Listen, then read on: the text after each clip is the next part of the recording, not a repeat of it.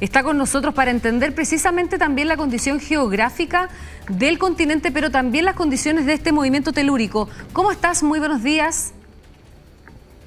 Hola, muy buen día. Muchas gracias por la invitación. Muchas gracias a ti por estar con nosotros esta mañana. A ver, ¿qué podríamos decir en particular de este movimiento telúrico 7,8 grados que se da en el mar de Drake, pero que además es muy en superficie, con una profundidad muy menor de 10 kilómetros? Lo que entiendo que el impacto en términos de tsunami es mayor. Claro, ahí tiene varias particularidades este evento. Una de ellas es que ocurre, ¿cierto?, en una zona que es muy poco común para nosotros. Estamos poco acostumbrados a que hayan eventos de esta magnitud en el sur de Chile. Ya en particular, acá tenemos una zona muy distinta a lo que ocurre en el norte. Generalmente hablamos de la subducción de la placa de Nazca bajo la placa sudamericana. Y acá en esta zona sur tenemos distintas placas que están en acción. Por una parte está la placa antártica y un poco más al norte está la placa de Escocia. Ya la magnitud del evento, que está al menos reportada por el Centro Sismológico, la última, es 7,5. Y la profundidad, efectivamente, es de 10 kilómetros, pero ahí quizá hay que hacer algunos alcances porque, dada la lejanía de esta zona, como la red de monitoreo también es menos densa, es decir, hay menos instrumentos puestos en esta zona, generalmente cuesta un poco más constreñir la profundidad, por lo tanto esos 10 kilómetros muchas veces son como una solución inicial, pero no significa que efectivamente esté justo a esos 10, sino que probablemente también está un poco limitado por la cantidad de instrumentos que hay. Perfecto. Entonces, es una zona donde tiembla menos, entonces sí, hay menos estaciones sismológicas también. Claro, me imagino, pero está el dato al menos de que fue a una profundidad menor, ¿no? Eso ya sí, serán 10 kilómetros, 15, 20. Lo cierto es que fue una profundidad bastante menor y lo que podría tener un impacto, por supuesto, también en la manifestación del tren de olas que ya ha detallado Senapred. Hablemos un poquito también de las placas que chocan ahí, ¿no? Recientemente estábamos hablando de una placa que se llama placa Escocia y la placa antártica. ¿Generan bastante actividad durante el año? ¿Están constantemente en choque o son placas que están más dormidas?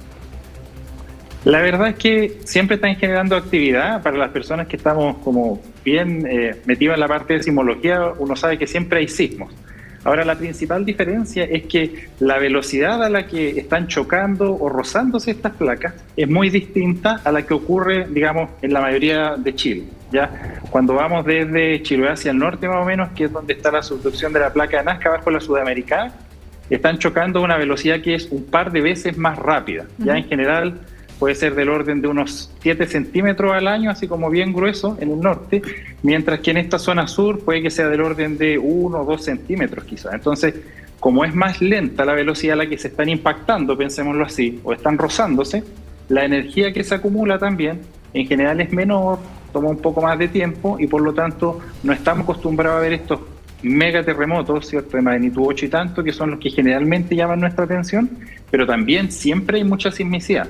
Lo que ocurre es que está en una zona más aislada, por una parte, la velocidad, ¿cierto?, a la que se están rozando estas placas también es más lenta, por lo tanto los eventos son más pequeños y además hay una menor cobertura de estaciones, no solo de Chile, sino que a nivel global. Por lo tanto se reportan una menor cantidad de eventos también, pero siempre está activo, igual que el anillo del Pacífico, igual que cualquier zona de contacto de placas tectónicas. Y la condición del continente, ¿no?, para enfrentar este tren de olas, ¿qué nos dice? Porque hablamos claro, no hay una línea continua en Magallanes, ¿no?, del territorio.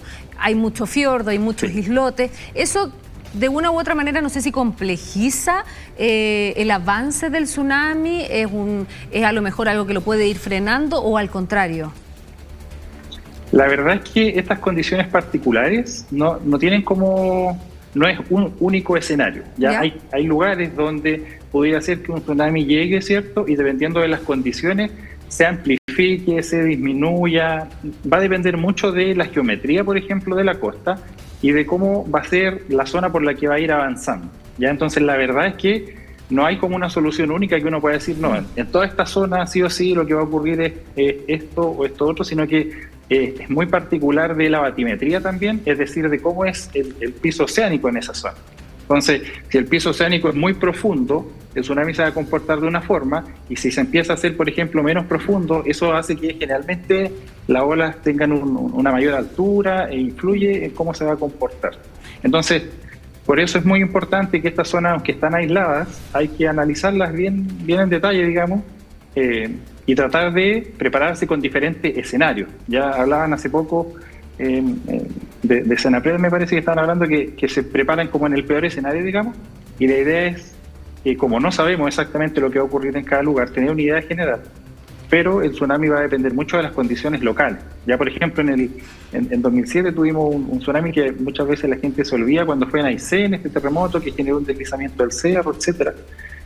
Y eso depende mucho de las condiciones locales. Entonces, si son fiordos va a ocurrir una cosa, si está totalmente despejado va a ocurrir otra cosa, y así. O sea, ¿es totalmente impredecible cómo se vaya a comportar el tsunami dentro de las próximas horas?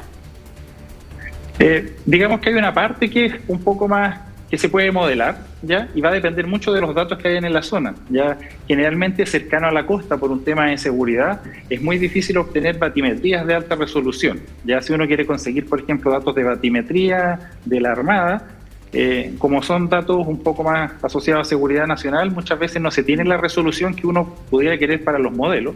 Por lo tanto, hay algunas limitaciones en las cosas que se pueden hacer, pero sí se puede generar modelos, digamos, para entender un poco diferentes zonas.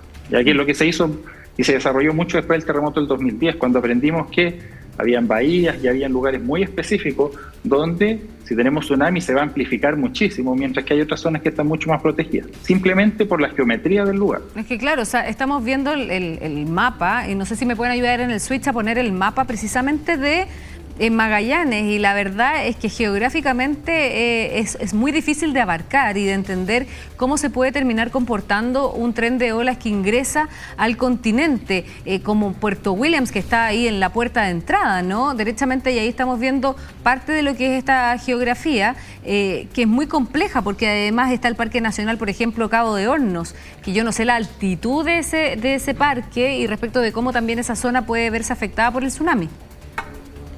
Claro, efectivamente, generalmente cuando se hacen las evacuaciones, digamos, la idea general o como la regla general que existe es que estando por sobre 30 metros, ¿cierto?, ya deberíamos estar en una zona más segura, pero como muestran ahí ustedes en el mapa, toda esa geometría de las islas, de los fiordos, etcétera, todo eso va a jugar un rol en cómo se va a propagar un tsunami. Ahora, el tsunami lo generó un evento magnitud 7.5, entonces el escenario es muy distinto. Uno tiende a rememorar, por ejemplo, lo que ocurrió con el terremoto del Maule, que fue un mega terremoto magnitud 8.8, ya muchas veces más grande que este.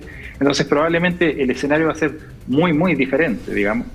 Pero efectivamente todas esas complejidades juegan un rol y la forma de avanzar en eso es generar modelos de esta zona, y como es una zona mucho menos estudiada, porque estos eventos son poco comunes, en general no tenemos tanto detalle como ocurre en la parte donde subducta la Barraca de Nazca, por ejemplo. Sí, eso es importante también ver cómo se va a comportar, y probablemente va a entregar muchísima información también para futuros eventos de estas características. Y en términos de Argentina, ¿no? Si uno pudiera mirar hacia Argentina, que probablemente es más uniforme, ¿no?, esa parte del territorio, ¿cómo se podría proyectar que sea el impacto del tsunami ahí? Claro, probablemente si es una zona totalmente despejada, el tsunami va a arribar, digamos, de forma, entre comillas, como natural, como viene avanzando, pensemos, por el mar, y no van a haber tantos efectos locales, ¿ya? Lo que genera estas geometrías particulares al final terminan siendo efectos locales que algunas veces desencadenan amplificaciones, es decir, empiezan a llegar las olas, ¿cierto? Y empiezan como a pueden entrar incluso en resonancia, entonces va a aumentar la amplitud, es decir, se va a hacer más alto. Pero en otras zonas donde no ocurre ningún tipo de efecto local, simplemente la ola va a llegar, ¿cierto? Va a inundar hasta donde pueda alcanzar, producto de la magnitud de este terremoto, y probablemente luego van a seguir llegando las siguientes olas más tarde y va a ir disminuyendo la amplitud en el tiempo. Entonces, si hay menos irregularidades, probablemente van a haber menos efectos locales, digamos, asociados a todas estas particularidades. Sí, ¿cómo ha ido cambiando también el monitoreo del tren de olas, los tsunamis, a partir del terremoto de 2010, ¿no? Yo creo que los chilenos aprendimos bastante a partir de ese suceso. La mayoría probablemente pensaba que el tsunami era solo una masa que ingresaba al continente, y entendimos que eran trenes de ola que además se comportaban de distinta manera en distintos puntos geográficos. ¿Hemos aprendido sobre lo que ocurrió en 2010? Sí, definitivamente que hemos aprendido muchísimo y la forma de monitorear que tenemos ahora es infinitamente mejor que lo que había, digamos, para el 2010, donde la mayoría de la gente no sabe, pero ni siquiera existía el Centro Sismológico Nacional, existía un servicio que es muy distinto de lo que hay ahora. Y ahora el Centro Sismológico Nacional presta un servicio, la verdad que es muy, muy, muy bueno. Yo estaba conversando hace poco rato con un colega y ellos disponibilizan sus datos en tiempo real. Entonces, ocurrió este terremoto, hubo mucha discusión de si habían sido 2 eventos, un solo evento, y la verdad es que a los pocos segundos de que se reportara, nosotros descargamos los datos en tiempo real, miramos los datos y uno puede empezar a analizar rápidamente. Sí, entonces, eso es algo que en el 2010 no ocurría y que ahora es infinitamente mejor. Sí, de hecho el centro sismológico, que usted lo puede ver en línea, sismología.cl, usted puede ingresar y ver directamente los datos que nosotros también estamos comentando acá. Sostiene que todavía el terremoto fue 7,5, sin embargo en Senapred hablan de 7,8.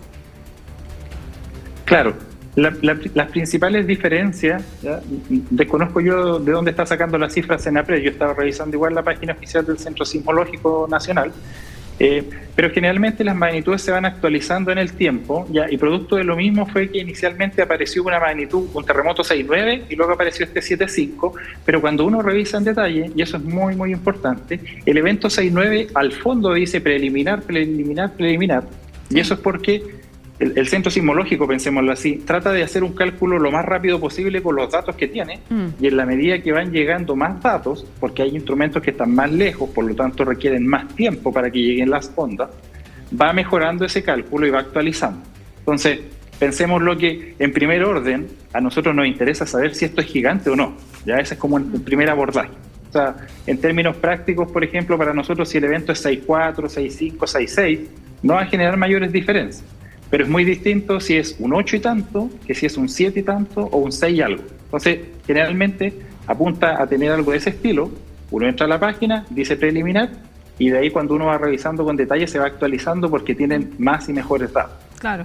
Bueno, entonces, por eso también los cálculos, si uno revisa a lo mejor la magnitud que calcula Estados Unidos a través del USGS, probablemente sea ligeramente distinto, y es simplemente porque las estaciones que se están utilizando son diferentes y al mismo tiempo el método de cálculo es diferente. Sí, estaba mirando la cantidad de réplicas que se han dado precisamente ahí al sur de Puerto Williams, en el mismo punto donde se genera el evento mayor, y son varios, todos con réplicas por sobre los 5, salvo una muy pequeñita de 4,4, pero el resto son 5,3, 5,1, 5. De hecho, a las 10,43 se registró la última réplica en la zona. ¿Esto es el evento mayor? O sea, este sismo del 7,5, uno podría decir que el evento mayor es el precursor, entiendo el concepto que se usa. Mira, lo que hemos aprendido, no solo en Chile, sino que de forma internacional, es que la verdad es que hasta que termine la secuencia no podemos estar al 100% seguros de que este vaya a ser el evento más grande. Ya tuvimos este 7,5, naturalmente lo que uno tiende a pensar es que ahora van a venir las réplicas y esto pudiera bajar. Sin embargo, tenemos muchos ejemplos en Chile y en el extranjero donde luego de un terremoto de esta magnitud viene un terremoto más grande un poco más tarde. Entonces, no es un escenario que se pueda descartar. Quizás es un poco menos probable, pero no es un escenario que podamos descartar. Entonces, el llamado, como están haciendo las autoridades, es que a la gente mantenga la calma, ¿cierto? Siga los lineamientos de las autoridades y, digamos, las mayores chances son de que simplemente vengan réplicas y esto empieza a disminuir en el tiempo, pero ejemplos como el terremoto de Iquique en el 2014, que muchas veces la gente se olvida, ese es un claro ejemplo donde antes del gran terremoto que fue magnitud 8.2, tuvimos decenas o miles de terremotos más pequeños, hubieron sismos magnitud 6, que uno podría haber pensado, bueno, este fue el evento principal, fue un 6 y tanto, mucho mayor que los demás, pero después vino un terremoto magnitud 8, entonces incluso un ejemplo anecdótico para el terremoto de 1960, que fue magnitud 9.5, ¿cierto? Todos sabemos, el 22 de mayo, el evento más grande, el día anterior hubo un terremoto magnitud 8 y algo reportado.